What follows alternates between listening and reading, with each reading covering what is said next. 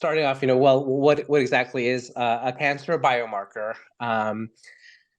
These are essentially just markers on cells that can help us understand the biology of the cancer, and it can also inform us in terms of how to treat the specific cancer.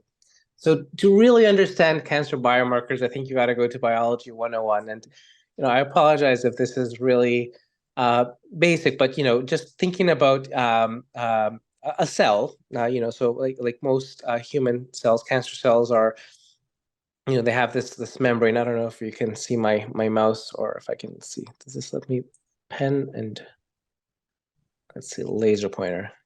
All right. So you got the cell membrane, and inside the cell membrane of a cancer cell, there's the cytoplasm, which is where that contains all the cellular contents, and inside of that is the nucleus, kind of usually in the middle or off to the center of the cell, and that's where your DNA is housed. Your DNA is your genetic material. That's the blueprints to you or to the cancer in this case. And the DNA forms a variety of different genes, and each gene sequence ultimately is translated into a protein, which are the actual molecules in the cell that do stuff. And there's kind of an in-between step where the DNA is converted to RNA. This process is called transcription, which and it's the RNA that ultimately actually gets translated into proteins. And proteins can take various different shapes and forms, and they do a variety of different things.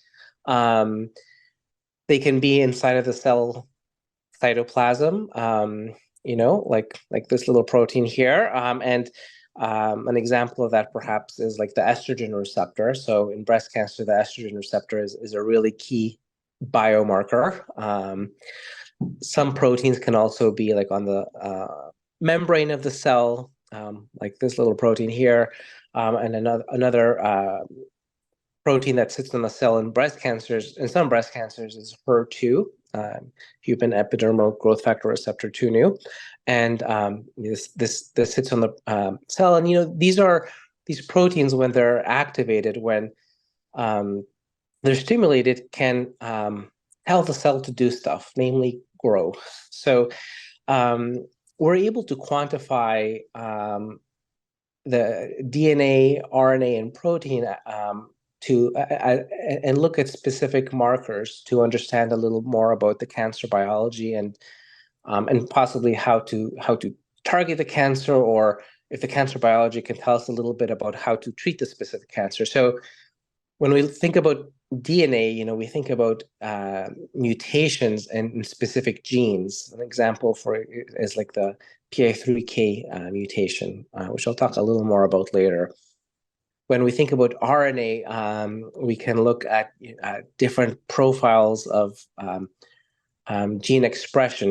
RNA is basically the expression of a specific gene, and we can develop scores and algorithms to understand a little more about the cancer biology, and it might inform us, what kind of treatments would be appropriate. An example of a gene expression assay that we use commonly in clinic is the Oncotype assay, which tells us a little bit about whether we need to use chemotherapy or not in certain patients.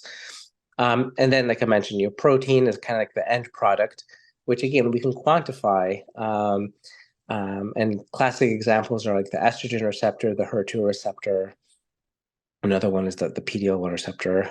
So these different biomarkers tell us about the biology of the cancer, but also can tell us how to treat the cancer.